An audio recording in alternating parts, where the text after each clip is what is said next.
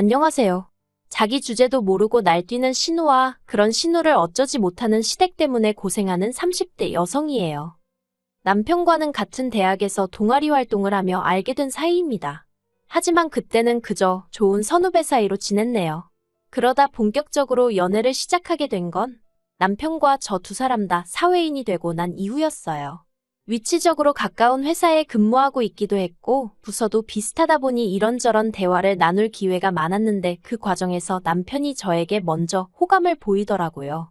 이후로 남편의 지극한 정성에 제가 마음의 문을 열고 정식으로 사귀게 되었지요. 그리고 2년 후 남편이 프로포즈를 해왔고요. 저는 이때만 하더라도 남편과 제 앞날에 앞으로 꽃길만 있을 줄 알았네요. 기쁜 마음으로 프로포즈를 받아들이고 얼마 지나지 않아 남편의 본가에 정식으로 인사를 드리러 갔던 날이었어요. 그리고 그날 처음으로 신우도 마주하게 되었습니다. 제가 이렇게 사연을 쓰게 된 장본인 말이에요. 신우는 현관에 들어선 저를 아래 위로 힐끗 훑어보고는 뭐가 그렇게 기분이 나빴는지 방문을 쾅 닫으며 자기 방으로 들어가대요. 그게 신우가 저를 보고 처음 보였던 행동입니다. 그러니 저라고 처음부터 신우에게 좋은 마음을 가질 순 없었지요. 그리고 그날 저는 시댁에서 생각지도 못했던 이야기를 듣게 되었습니다. 아버님이 말씀하시기를 저도 마음에 들고 결혼도 시키고 싶지만 보다시피 당신 맏딸 그러니까 신우가 아직 짝을 못 만난 게 안쓰러워 그런다며 주변 사람들 눈도 있고 당신 딸 기분도 있으니 일단은 신우를 먼저 보냈으면 좋겠다 하시는 거예요. 다시 말해서 저희더러 기다리라는 소리였지요. 당시 제 나이 31, 남편 나이 33이었습니다. 결혼을 논하기에 절대로 이른 나이는 아니었지요. 그런데 밑도 끝도 없이 신우 시집 갈 때까지 일단 기다리라 하니 어이가 없더라고요. 그리고 문제는 친정 부모님께선 이미 제가 남편에게 프로포즈를 받았다는 것도 시댁에 인사를 드리러 간다는 사실도 다 알고 계셨어요. 그러니 이 상황을 어떻게 설명해야 할지 감이 안 오더라고요. 하지만 거짓말을 하기도 그렇고 해서 결국은 토시 하나 안 틀리고 아버님이 하셨던 말씀 그대로 전했습니다. 신우가 먼저 시집을 가야 저희가 결혼을 할 수 있을 것 같다고요. 친정부모님은 그건 말도 안 된다며 펄쩍 뛰셨습니다. 그렇게 무턱대고 기다리다가 저랑 남편이랑 틀어지기라도 하면 그때는 제 젊은 날을 어디 가서 보상받냐는 걱정이셨지요. 솔직히 틀린 말은 아니었으니 저도 걱정과 고민이 많았네요. 결국 한 달쯤 지났을 무렵 제가 먼저 남편에게 이별을 고했습니다. 사랑도 이별도 결혼도 모든 게 타이밍이 있다고 생각하는데 지금 저와 남편의 타이밍이 맞지 않는 것 같다고 하면서요. 그리고 남편에게 까놓고 말해서 신우가 애인이라도 있으면 모르겠지만 그것도 아닌데 언제 애인 만나서 연애하고 시집가고 그러겠냐고. 아무리 짧게 잡아도 1년은 더 걸릴 것 같은데 난 그 정도의 인내심이 없다고 했지요. 그러자 남편이 자기에게 기회를 한 번만 달랍니다. 자기가 어머님 아버님과 이야기해보고 이 상황을 해결해 보이겠다면서요. 남편이 어찌나 비장하게 매달리던지 솔직히 별 기대는 없었지만 알겠다 했네요. 그리고 한 2주 정도 시간이 흘렀던 것 같아요. 어찌나 남편이 감감무소식이던지 좀 너무하다 싶더군요. 나중에는 짜증도 나서 정말 마음을 접으려고 하려던 그때 남편에게 연락이 왔습니다. 남편이 말하기를 아버님 어머님이 저희 먼저 결혼하라고 허락을 해주셨다는 거예요. 나중에 알고 보니까 남편이 중내사내하면서 거의 생쇼를 했던 모양이에요. 아무튼 그렇게 아버님 어머님의 허락까지 받고 나서야 친정부모님도 닫았던 마음의 문을 다시 열어주셨고 그렇게 저희는 부부의 연을 맺게 되었습니다. 이때 끝까지 신우에게는 축하한단 말 한마디 못 들었어요. 신우에 대해서 좀 이야기를 하자면 솔직히 제가 뭐라고 남을 이러쿵저러쿵 평가하겠습니까만 그래도 이야기를 안 할 수가 없으니 조심스레 해보겠습니다. 외모부터 말해볼게요. 일단 제가 보기에는 그렇게 예쁘지도 못생기지도 않은 평범한 외모였어요. 마르거나 뚱뚱한 것도 아니었고 대학을 졸업한 후에는 중소기업이긴 했어도 착실히 회사 생활하고 있었고요. 다만 성격에 있어서는 솔직히 저는 좋은 말은 못하겠습니다. 앞서 말씀드린 대로 신우와 저는 처음부터 잘못 끼워진 단추처럼 어긋나 있던 상황이었거든요. 그리고 식을 올린 이후에도 신우도 저도 딱히 나아지기 위해서 노력하지 않았고요. 이걸 가지고 시부모님께서는 아랫사람인 제가 먼저 해해실실 웃으며 다가갔어야 했다고 탓을 하셨는데 그렇게 치면 윗사람인 신우가 먼저 너그럽게 손을 내밀어 줄 수 있던 것 아니냐고 따져먹고 싶었네요. 말이 나왔으니 말이지만 언젠가 온 가족이 다 같이 모여 식사를 하던 때였는데요. 우연히 신우가 저랑 눈이 마주친 거예요. 그러니까 갑자기 젓가락을 딱 내려놓으면서 밥맛이 떨어졌다나요? 그리고는 아직 어머님 아버님 식사도 끝나지 않았는데 먼저 자리를 뜬 적도 있어요. 저는 황당하고 어이가 없어서 신우 뒷모습만 쳐다봤고요.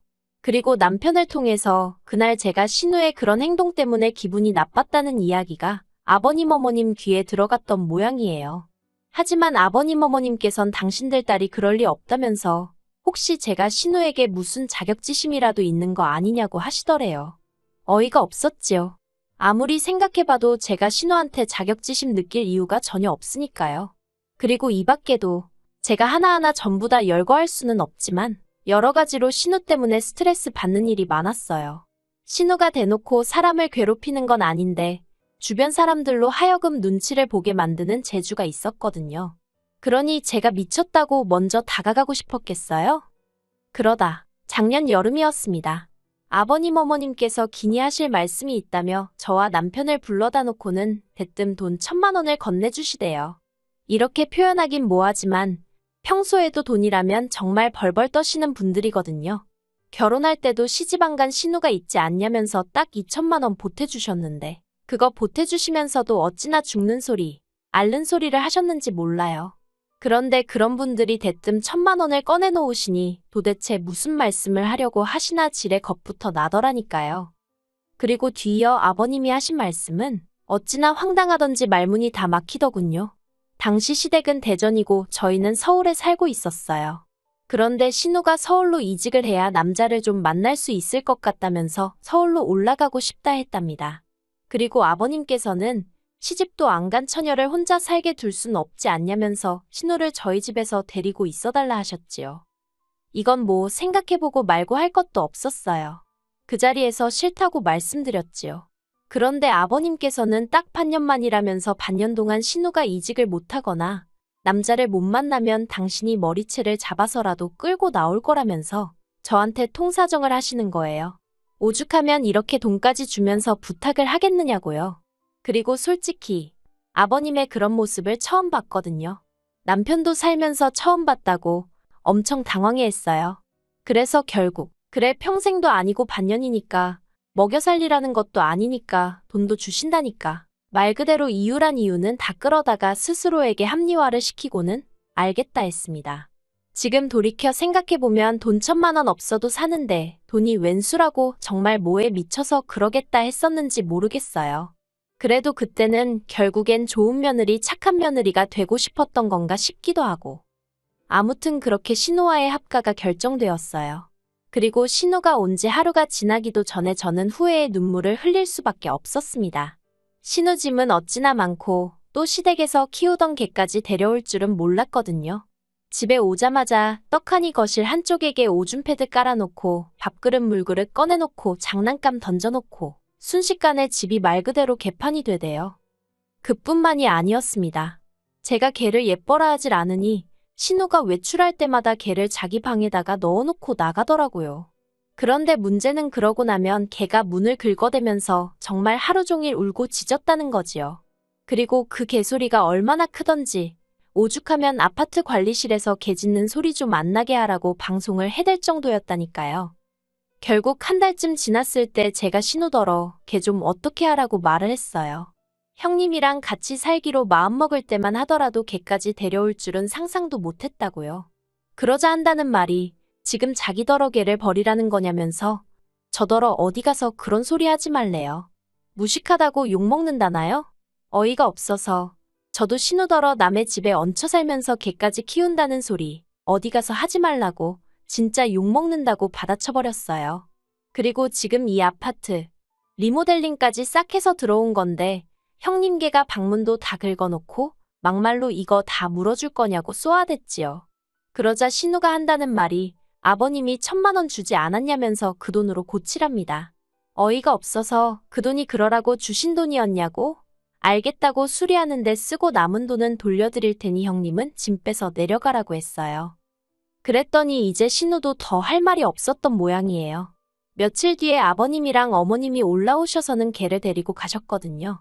그런데 저더러 어쩌면 그렇게 매정하고 야박하냐면서 너랑 나랑 계약서를 쓴 건 아니지만 그렇게 따질 거 다 따지고 하는 게 보기 좋지는 않다고 한마디 하시대요. 솔직히 지금도 제가 경솔했다거나 잘못했다는 생각은 조금도 안 들어요. 아버님 어머님 탓을 하고 싶지도 않고요. 팔은 안으로 굽는다더니 시부모님도 어쩔 수 없었나 보다고 생각할 뿐이지요. 아무튼 두 분이 걔를 데리고 가면서 자연히 신우는 저희 집에 남게 되었습니다. 아버님 어머님 두 분 다 문제를 해결해 주었으니 약속대로 계속 신우와 같이 지내라 하셨는데 저도 달리 반박할 말이 없었거든요. 그런데 그날 이후로 신우가 사람을 정말 미치게 만들기 시작했어요. 솔직히 제가 걔를 안 키워서 그런 건지는 모르겠지만 걔가 죽은 것도 아니고 본가로 내려간 것뿐인데 걔 보고 싶다고 아침 저녁으로 훌쩍거리고 징징거리고 유난도 그런 유난이 없더라고요.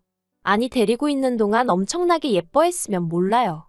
한 달 내내 데리고 있으면서 샤워 한 번 시켰고 산책도 일주일에 두세 번이나 나갔나? 오죽했으면 저랑 남편이 퇴근 후에 데리고 나가서 산책을 시켰겠어요. 그런데 가고 나니까 보고 싶어 죽겠다며 우울하네 어쩌네. 개 짖는 소리가 없어지니까 신우 질질 짜는 소리로 환장하겠더군요. 결국 이번에는 남편이 먼저 나서서 어머님께 신우 좀 어떻게 해보라고 하소연을 했던 모양입니다. 그러자 어머님께서 그게 다 정을 쏟을 데가 없어서 그런 거 아니겠냐며 이참에 남자라도 하나 소개시켜주라 하시더래요. 그런데 남편은 말이 좋아 소개팅이지 결혼 전제로 맞선 자리 놔주는 건데 직장에서 괜히 말 나오는 거 싫다고 대번에 거절을 한 모양이에요. 그러자 그 불똥이 저한테 튀어서는 어머님께서 저더러 저 다니는 은행에 괜찮은 남자 없냐고 자리 좀 만들어 보라시대요. 하지만 저라고 해서 남편이랑 상황이 별반 다르지 않았거든요. 차라리 친구나 지인이면 모를까 그것도 아니고 신우를 어떻게 같은 직장 사람한테 소개를 시키겠어요. 뒤에서 무슨 말이 나올 줄 알고. 그래서 직장에서는 좀 곤란하고 아무튼 한번 알아는 보겠다고 했습니다. 그리고 솔직히 까놓고 말해서 쉽지가 않았어요. 막말로 시부모님이 신우 시집 보낼 때 집 한 채에서 보낼 것도 아니고 그렇다고 신우가 뭐 하나 특출나거나 대단한 게 있는 것도 아니라서 그런가. 벌써 신우 나이만 말해도 상대 쪽에서 손사래를 치기 일쑤였거든요. 그리고 저는 저대로 그런 상황이 민망하고 남사스러워서 고개를 들 수 없었고요. 그러다 지인의 지인을 통해서 41살에 정육점을 한다는 남자를 알게 되었습니다. 제가 직접 만나본 것은 아니지만 건너 듣기로는 사람이 수더분하니 괜찮다고 하대요. 젊은 날 오로지 돈만 벌다가 결혼할 시기를 놓쳐서 그렇지 집도 있고 정육점도 3군데나 운영하고 있다고요. 솔직히 제3자의 입장에서 보자면 뭐로 보나 남자가 아깝다 싶었지요. 하지만 남자에 대해 이야기를 하자 신우가 보인 반응은 가관도 아니었습니다. 신우가 저더러 어디 그런 늑다리를 자기한테 갖다 대는 거냐며 몹시 기분 나쁜 티를 냈거든요. 자기랑 3살 차인데 늙었다고 툴툴거리는 모습을 보고 있자니 황당했어요. 그래서 저도 모르게 신우더러 동갑내기나 연하를 만나려면 형님이 먹여 살려야 할지도 모르는데 자신 있냐고 한마디 해버렸네요. 하지만 신우는 제가 자기한테 일부러 그런 소리를 했다는 걸 눈치채지 못했는지 계속해서 자기가 원하는 이상형에 대해 떠들어댔습니다. 일단 키는 180은 넘었으면 좋겠고 직장은 대한민국 사람이라면 한 번쯤 들어본 회사에 다니고 있어야 한대요. 그리고 월급으로 한 달에 1,000만 원씩은 가져다 주면 좋겠다나요? 그쯤부터는 사회생활을 10년도 넘게 했다는 사람이 어떻게 저리 현실 파악을 못하나 싶어서 어이가 없더라고요.